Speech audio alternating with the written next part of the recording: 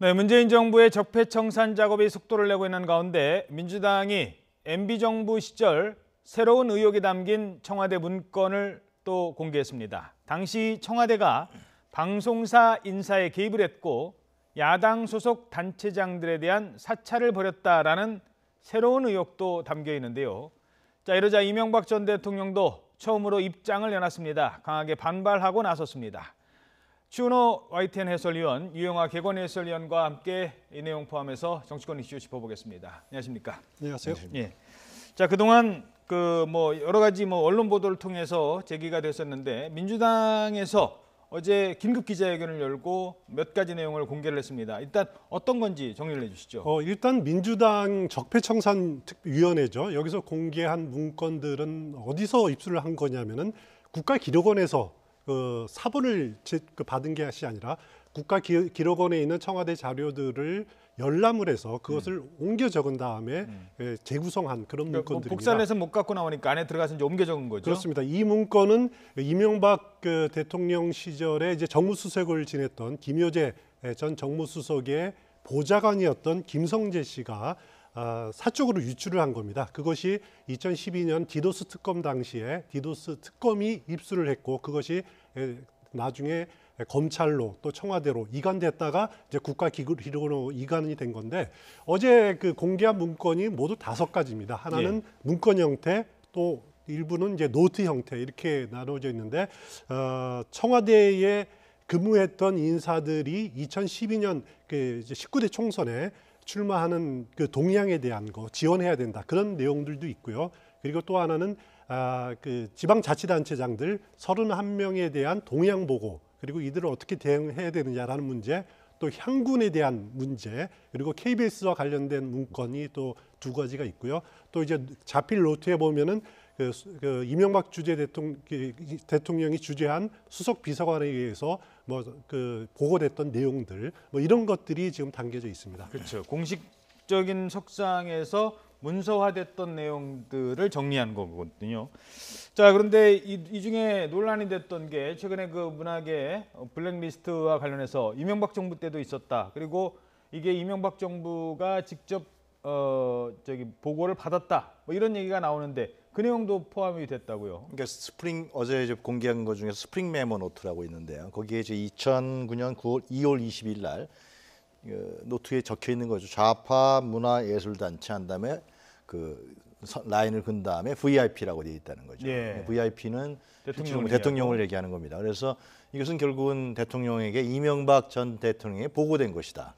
그래서 지금 민주당에서는 실제로 각종 지금 이명박 정부 국정원과 기무사 또 김관진 전 사령장관 나오는 여러 가지 의혹의 문제의 정점에는 바로 이명박 전 대통령이 있다라고 민주당에서 강하게 주장하는 것이고요. 예. 그래서 실제로 그런 부분들이 실제로 위법행위고 범법행위다. 그래서 검찰 수사를 상당히 강력하게 촉구하는 그런 상황입니다. 여기서 눈여겨봐야 될 대목이 스프링 노트에 나와 있는 게 2009년 2월 2일에 좌파 종교계 좌파 동향 그리고 2월 20일에 이제 좌파 문화예술계 이렇게 VIP 보고 이렇게 돼 있는데 그 날짜를 주목해 볼 필요가 있습니다. 그때가 언제였죠? 2009년 1월 20일에 이른바 용산 참사가 발생을 합니다. 그래서 이제 5명의 용산 철거민이 죽고 그다음에 경찰관도 죽고 수십 명이 부상을 당하지 않았습니까? 아마 제가 추측컨대는 그 전에 발생했던 광우병 파동 사태 때 제대로 이명박 정부에서 핸들링을 못했다. 특히 종교인들이나 예술인들 핸들링 못한 것이 사태가 커졌다. 그래서 용산 참사를 거치면서 시급하게 그렇게 확산되지 않도록 빨리 대응을 마련해야 된다라는 측면에서 이런 논의가 만약에 진행이 됐다라면은 진행이 됐을 가능성이 상당히 높습니다. 그렇군요. 그런가 하면 야당 정치인들의 동향 보고도 있었고, 네. 그 당시에 야당 그리고 그 당시에 여당의 수석들 앞으로 총선 때 어떻게 출마를 할 예정인데 지원이 필요하다 이런 내용까지 포함이 돼 있었다고요. 네. 선거 개입 내용이거든요. 청와대에서 선거 개입을 못하게 돼 있죠, 실제로. 예. 그런데 이제 몇몇 의원들이 그러니까 이명박 전 대통령이 퇴임 이후의 안전판, 또 정치적 영향력을 위해서는 이러한 출마자들을 특히 청와대에 있었던 사람들이죠. 지원할 필요가 있다. 이런 문건이 공개가 됐고요. 그다음에 말씀하신 대로 안희정 지사라든가 기타 야권의 야당 출신의 그런 기초단체장 또 광역단체장에 대한 어떤 성향을 분석하는 이런 부분들이 나와 있는 것으로 지금 얘기되고 있습니다. 이런 부분들은 결국 사찰이 아니냐 그렇게 얘기되는 거고 청와대에서 정치적 지원을 한 것이 아니냐 이렇게 얘기되는데 결국 이제 문제의 초점은 뭐 얘기가 되겠습니다. 국정원이라는 곳을 중심으로 해서 과거에 박근혜 정권 때는 이제 비선실세라는 부분을 우리 국민에게 익숙한데 이명박 전 대통령 때는 그 아주 최측근이었던 서울시장부터 최측근이었던 원세훈 전 원장을 중심으로 한 국정원에서 여러 가지의 뭐 정치 사찰이라든가 댓글이라든가 선거 개입이라든가 심지어 뭐 기무사까지 관장하는 뭐 이런 형태를 이루어졌다는 것이 현재 이제 여권에서 주장하는 부분입니다. 또 검찰에서도 법무부 장관이 일부를 사실 확인했다고 또 이제 언론에게 공개를 했습니다. 그래서 이런 부분들이 이제 결국은 가장 초점은 지금 민주당에서 주장하는 대로 이명박 전 대통령의 개입 여부가 어느 정도냐, 뭐 간접적이냐, 직접적이냐, 아니면 바로 했느냐, 관리했느냐 이 부분이 결국 이제 상당히 국민의 관심을 일으킬 수밖에 없을 것 같습니다. 예. 자, 뭐 법조계에서는 이거를 지시를 했느냐 아니면 보고만 받았느냐에 따라서 뭐 처벌도 달라진다라고 하는데 일단 보고를 받은 것까지는 문서로 어느 정도 공개가 되고 확인이 돼가고 있습니다. 이명박 정부 시절 각종 의혹을 뒷받침할 문건이 공개가 되자 정치권도 앞서 전해진 것처럼 공방이 아주 가열되고 있는데요. 먼저 문건을 공개한 민주당 의원들의 발언부터 들어보시겠습니다. 국정원에서 국방부에서 온 이명박 대통령 시절에 어마어마한 일들을 국론 분열을 일으키는 행위들을 했는데 이명박 대통령은 그 모든 행위를 다 알고 있었다. 청와대 출신들에 대하여 청와대가 중심이 되어 전방위적인 선거 지원 등을 통해 자신의 퇴임 후 보호 방안으로 이용하려고 시도했던 것이 증명된 만큼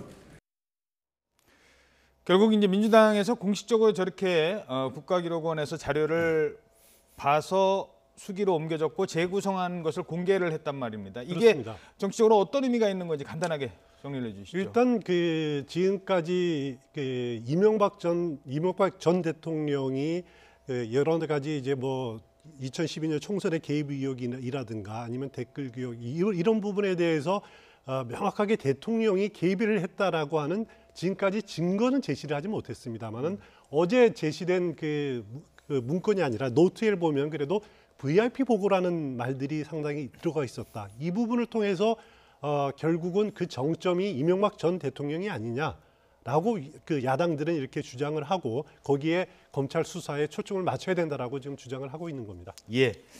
자, 이러자 야당 정치인들도 정치 보복이다라는 프레임으로 맞서고 있습니다. 먼저 정진석 자유한국당 의원의 목소리가 요즘 높아지고 있습니다. 선봉에 서는 모습인데요. 정 의원의 발언부터 들어보시죠. 박근혜 대통령 감옥에 쳐넣고 이명박 대통령 감옥에 쳐넣고 이제 보수 우파의 씨를 말리겠다는 그런 속셈을 노골화하고 있는 거 아닙니까? 국민들이 바보가 아니에요. 자, 이제 이명박 전 대통령 측의 대응부터 살펴보죠. 그동안 침묵을 하던 이명박 전 대통령 어제 SNS를 통해서 본인의 입장을 밝혔죠. 네, 이제 칼날이 이제 이명박 전 대통령으로 상당히 날카롭게 가고 있기 때문에 이명박 전 대통령도 그 입장을 밝힌 것 같은데 최근에 뭐 측근들하고 회의도 하고 상당히 이 문제에 관련해서 많은 논의를 하고 있는 것으로 지금 정치권에 알려지고 있습니다. 어떻게 대응할 것이냐.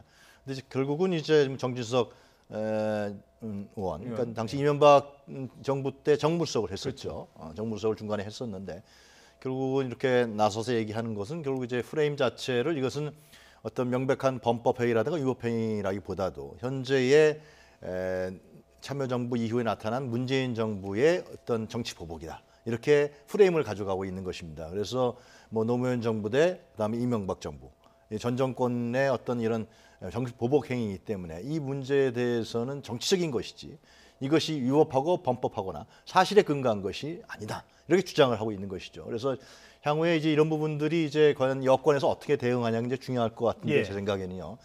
과연 이것을 예를 들면 정치 보복이다 그러면 국민들이 헷갈릴 수 있는 것이죠. 아 이거 위법하지 않은데 정치 보복이라는 용어는 그렇게 국민들한테 달가운 용어는 아니란 말입니다. 위법성이 크게 드러나지 않았는데 이명박 전 대통령에 대한 보복성으로 하는 것이냐. 아니면 정말 이러한 그 국정원이라는 국가기구를 활용해서 그것을 통치에 이용하고 사찰하고 또 자신의 사익을 위해서 아니면 뭐 언론사까지도 다 이렇게 사찰하는 이러한 부분들로 이명박 전 대통령이 했다면 이건 범법행위이기 때문에 마땅히 그건 법의 심판을 받아야 된다. 뭐 이런 두 가지 의견이 팽팽할 것 같아요. 그래서 이제 민주당에서 상당히 강력하게 주장하는데 제 생각에는 법무부 장관도 이 문제에 대해서 많은 얘기를 하고 있습니다. 지금 그래서 이제는 이거 검찰 수사에 넘겨야 되는 것이 아니냐. 민주당에서도 이제 이 정도 선까지만 하고 만약에 나오는 자료가 있다 그러면은 검찰에 넘기면 되는 거니까 검찰 수사에서 공정하게 또 객관적으로 할 수 있는 근거 과연 했는지 안 했는지 이런 부분에 대한 어떤 차원으로 넘어가야지 않겠냐 그런 생각이 좀 듭니다. 그러니까 지금 네. 말씀하시는 건 이제 수세적인 측면이거든요. 계속 그렇게 왜 MB 때까지 막 뭐 왜 넘어오냐 정치 보복이다 뭐 이렇게 하는 것도 있고 공세적으로 나가는 방법 지금 취하고 있는 것 중에 하나는 그러면 노무현 전 정부 것도 다 들여다보자. 그때 뭐 논두렁 시계 사건부터 시작해가지고 다 들여다보자라고 지금 계속 그쪽도 지금 건드리고 있는 거 아닙니까? 상당히 오래 지난 얘기인데요. 예. 제가 보기엔 그렇게 된다 그러면 여권에서 어떤 판단할지 모르겠습니다. 그렇게 된다면 실제로 이런 프레임, 이명박 노무현 과거의 프레임에 저는 정치 갇히게 될 수밖에 없습니다. 그럼 실제로 지금 문재인 정부에서 해야 되는 여러 가지의 문제들이 있는데 이런 부분에 대해서 정확하게 짚어나갈 수 없는 특히 한국당의 반발이 아주 거셀 것입니다. 그럼 거의 협조를 안 할 거거든요. 국회의 운영에 있어서 국회 선진화법도 있기 때문에 그렇게 되면 문재인 정부가 상당히 국정 운영에 대해서 암초를 만날 수밖에 없기 때문에 그 문제에 대해서는 검찰한테 확실히 맡기고요.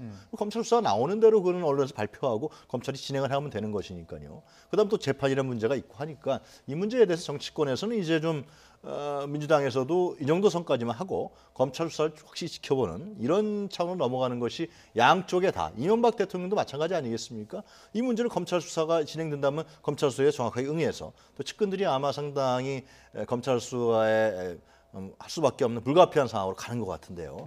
그런 측면으로 가는 게 더 중요하지 않을까 생각합니다. 그 야당에서 주장하고 있는 노무현 정부 때 그 사건도 600만 불 사건도 640만 불인가요? 조사하자라고 한다면 그 법적으로 시효는 남아 있습니까? 일단 그 당시 검찰이 공소권 없음으로 이제 노무현 전 대통령의 포괄적 뇌물수수 혐의에 대해서 이렇게 결론을 내렸었죠. 그래서 일단 수사 기록 자체를 완전히 덮은 상태 아닙니까? 그렇지만 이제 남은 문제는 여전히 있습니다. 그 노무현 전 대통령의 부인인 권양숙 여사를 통해서 전달됐던 돈 그리고 또 미국에 이제 그 집을 구입했던 문제 또 500만 불 정도의 투자 자금 박연차 씨가 투자했다고 이제 주장하는 부분들 이런 부분들에 대한 수사도 그때 중단된 부분들이었기 때문에 일단 조사는 받았지만은 야당의 논리라면은 공소시효는 틀림없이 15년이기 때문에 남아있는 부분들도 있습니다. 그렇기 때문에 과연 이 부분 이렇게까지 확산되는 것이 바람직한가라는 문제는 별도로 자유한국당은 그렇기 때문에 지금 맞불작전으로 특검을 하자. 이 문제에 대해서 특검을 하자라고 지금 주장을 하고 있는 겁니다. 예, 알겠습니다. 그 어제 민주당이 공개한 문건 중에요. 방송사 인사 개입 내용도 포함이 돼 있었습니다. 뭐 그 내용과 맥을 같이 한다고 큰 틀에서 봤을 때는 보이기 때문에 이 질문도 드리도록 하죠. MBC 요즘 파업하고 있는데요. 노동부가 김장겸 MBC 사장 등 전현직 고위공 그러니까 그 임원들에 대해서 고발 검찰에서 수사를 의뢰했죠. 그러니까 부당 노동 행위죠. 그러니까 노동조합원에 대한 인사 불이익 처분. 실제로 뭐 PD를 하던 사람을 예를 들면 뭐 기자 하던 사람들을 스케이트장 관리를 맡긴다든가 경비장 반장으로 한다든가 이런 부분들에 대해서 아마 상당히 노조에서 작년부터 이제 이런 부당 노동에 고발했기 때문에 이 부분에 대한 수사가 고용노동부의 특별 근로감독 결과가 나온 것 같은데요. 저는 개인적으로 이렇게 생각합니다. 이 노동조합 그러니까 정치적인 문제를 떠나서 노동조합의 정상적인 운영을 방해하는 행위에 대해서는 저는 엄격하게 처벌해야 한다고 생각합니다. 그렇죠. 실제로 노동조합법에서도 굉장히 중하게 다루고 있습니다. 2년 이하의 징역이라든가 1,000만 원 이하의 벌금, 상당히 중한 범죄죠. 그래야만 노사 간의 어떤 평등한 교섭, 그리고 노사 간의 뭐 임금 협상 문제 이런 부분들이 균등하게 되는 것이지. 예를 들면 노동조합법의 부당 노동 행위를 자꾸만 계속해서 뭐 관대하게 하든가 이런 부분들은 결국은 전체적인 노사 간의 대타협 문제라든가 이런 걸 경제 발전을 위해서 좋지 못하다. 이런 생각이 첫 번째로 들고요. 두 번째로는 이제 KBS, MBC가 계속해서 지금 이명박 전 대통령 관련해서 나오는 것처럼 이 경영진들이 이 친정권적인 편향, 또 이념적인 편향을 통해서 방송을 운영해 나갔다. 그리고 또 거기에 문제를 삼는 뭐 기자라든가 언론인들을 해고시킨 것이 아니냐. 이러한 우려를 노조에서 많이 제기하고 있는 게 사실입니다. 기존에 있었고. 그래서 그런 부분들도 실제로 이 공영방송이라는 문제에 접근했을 때 이런 부분도 과연 어떻게 향후에 제도적으로 만들어낼 것이냐. 국회에서 논의를 해야 되는 것이고요. 특히 여건이 강력한 공정한 의지를 가져야 되는 문제이기 때문에 이번에 KBS, MBC 노조 사태를 통해서 이런 부분들을 좀 정리를 해나가면서 개혁정부답게 뭔가 균등하고 공정한 그러한 공영방송을 만들기 위한 노력들이 함께 이루어져야 된다. 그런 생각이 듭니다. 좀 어려운 질문인데 쉽게 던져보도록 하겠습니다. 네. 이쯤 되면 김장겸 사장이 물러날까요? 아니면 계속 버티기에 들어갈까요? 일반적인 상식으로는 사실 물러나는 게 맞지 않겠습니까? 그 노조원들이 지금 뭐 90% 이상으로 파업을 하고 있고, 그리고 실제로 비호하는 정치 세력인 자유한국당이라는 측면도 국민들에게는 그게 정당하게 보이지는 않을 거라고 저는 생각합니다. 그렇기 때문에 그런 정치적 편향성이라든가 정권적 편향성이나 이념적 편향성이 했다 그러면은 이런 부분들, 그리고 지금 현재 이런 사태까지 발생한 문제를 꼭 정권 교체의 후작용으로만 볼 수는 없거든요. 그런 부분에 대한 특히 MBC 출신 아니겠습니까? 예. 후배들을 위해서 여러 가지 용단을 내릴 필요가 있지 않냐 그런 생각도 듭니다. 알겠습니다.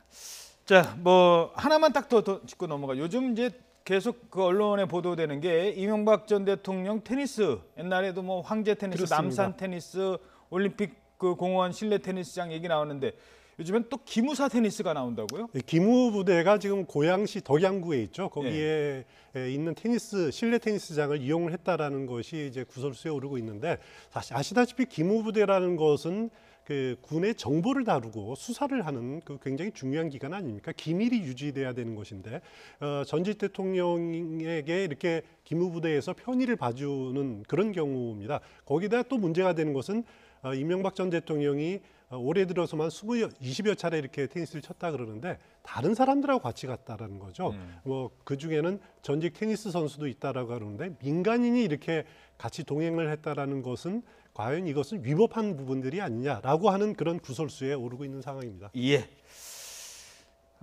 정치권 얘기 중에요. 오늘 지금 또 한 번 위기를 맞고 있는 정당이 있습니다. 어제 바른정당 그리고 자유한국당 3선 의원들이요 만찬을 했습니다. 막걸리 회동을 했는데 여기서 그동안 계속 논란이 됐던 보수 우파 통합추진위원회를 구성하기로 의견을 모았습니다. 자, 그 자리에 모인 의원들 중에 몇 명의 의원들 얘기부터 듣고 이어가도록 하겠습니다. 보수 우파 분열대가 있으니까 많은 걱정들 합니다. 특히 연말이 나오니까 어떻게든 연말 전에는 결판을 내라 이런 이야기도 많이 하니까 그런 이야기도 허심탄회하게 했으면 좋겠다 싶습니다. 또 당도 당이고 또 대한민국이 지금 어디로 가는지 정말 모르겠다.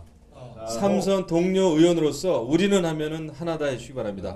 우리는 하나다! 당의 국회의원 20명이 전원 만장일치로 합의한 11월 13일 전대가 우리 당의 공식 입장입니다.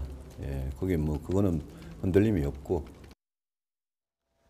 네, 그동안 몇 번 이제 저희들이 짚어봤습니다만 바른정당에는 두 개의 목소리가 있습니다. 자, 나왔으니까 우리끼리 어떻게든 끝까지 잘 해보자. 20명 똘똘 뭉치자. 자강파. 지금 보수가 무너지고 있다. 이제 통합을 지금 안 하면은 계속 밀린다라는 통합파가 있습니다. 저희들이 그래픽 준비했는데요. 바른정당의 의원들, 자강파와 통합파 대표적인 의원들 살펴보겠습니다. 자강파는 뭐 유승민 의원 있고요, 정병국 의원 있고 이해운, 하태경 의원이 있습니다. 통합파에는 김무성 의원, 김영우 의원, 김용태 의원, 황영철 의원이 있습니다. 자, 뭐 자강파는 일단 그렇고 먼저 통합파, 왜 지금 나왔던 바른정당 다시 버리고 자유한국당과 왜 합치해야 된다고 주장을 하고 있는 겁니까? 일단 통합파의 주장은 그거죠. 기본적으로 바른정당이라는 것이 세워진 것이 박근혜 전 대통령의 그 탄핵을 계기로 해서 나눠진 정당들 아닙니까? 예. 찬성하는 측은 지금 자유한국당을 만들었고, 그 탄핵에 반대하는 사람들이 만들었고, 그렇죠. 찬성하는 사람들이 이제 바른정당을 만들었는데, 박근혜 전 대통령이 이제 탄핵되고 1심 판결을 앞두고 있는 상황에서 이제는 보수가 합쳐야 되지 않느냐, 이제 그 기본적으로 나눠져야 될 사유가 소멸되지 않느냐라고 이제 주장을 하는 겁니다. 거기에는 또 하나가 더해서 지금 문재인 정부의 강한 이제 개혁 드라이브나 아니면 강한 사정에 대한 그런 압박감들 그것을 대응하기 위해서는 보수가 힘을 합쳐야 된다. 그러지 않으면은 자칫 보수의 두 축인 박근혜 전 대통령은 구속이 됐고 지금 그 이명박 전 대통령에게까지 검찰의 사정의 칼날이 미치고 있는데 만약에 그쪽까지도 붕괴가 된다라면은 보수 진영 전체가 괴멸될 우려가 있다. 그래서 다시 두 당이 힘을 합쳐야 된다라는 것이 통합파들의 가장 주된 논리인 것 같습니다. 자, 거기까지만 들으면 뭐가 조금 부족한 게요.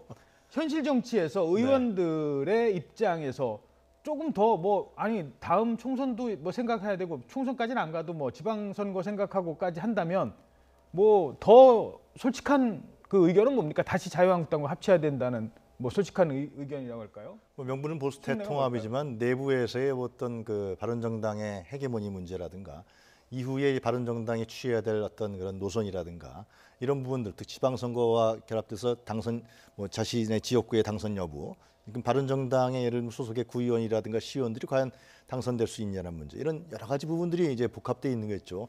그런데 이제 좀 명분상으로는 좀 안 맞는 측면이 있어요. 그러니까 보수 대통합이라는 측면이 이제 상당히 좋은 언어라고 이제 보수층에 대해 부를 수 있지만은 이게 일단 통합이라는 것은 그러면 당대당 통합이기 때문에 이렇게 몇몇 의원들이 이렇게 나가서 할 수 있는 문제가 아니다. 그리고 또 이제 유승민 의원이 얘기한 것처럼 전당대회를 하기로 합의해놓고 이렇게 한다는 것은 뭔가 급하고 뭔가 좀 명분상 안 맞는 측면을 하고 있다. 특히 황영철 의원 같은 경우는 제 기억에 지난번 대선 때 나갔다가 다시 또 들어왔어요. 상당히 이제 여론의 비난이 있자. 근데 또 이제 하자 그러니까 과연 글쎄요, 이런 부분들이 힘의 논리에 의해서 나갈 수도 있겠지만은 실제로 보수층의 어떤 그런 새로운 개혁 문제라든가 정치 세력화 문제라든가 이런 부분에서는 긍정적 영향을 미칠 것 같지 않습니다. 시간이 없는데요. 그러면 지금 나간다면 현실적으로 돈 문제가 걸려 있는 게 있다면서요. 짧게. 일단 원내 교섭단체 20석에서 이탈을 해버리면은 그 국고보조금 받는 액에서 굉장히 차이가 많이 납니다. 올해 그 바른정당 경우에는 대략 토탈 한 120억 정도를 받게 될 겁니다. 대통령 선거가 있었기 때문에 내년도 지방자치단체가 있기 때문에 비슷하게 받는데 만약에 교섭단체 깨지면은 그거 절반도 못되는 한 40억에서 50억 정도 수준으로 쪼그라들 겁니다. 그러면 당 운영이 굉장히 어려워지는 현실적인 문제가 있습니다. 네, 그래서 오늘 의총을 열기로 했고요. 의총의 결과는 아직 전해지지는 않고 있습니다. 네, 준호 해설위원, 유영하 개건 해설위원이었습니다. 두 분 고맙습니다.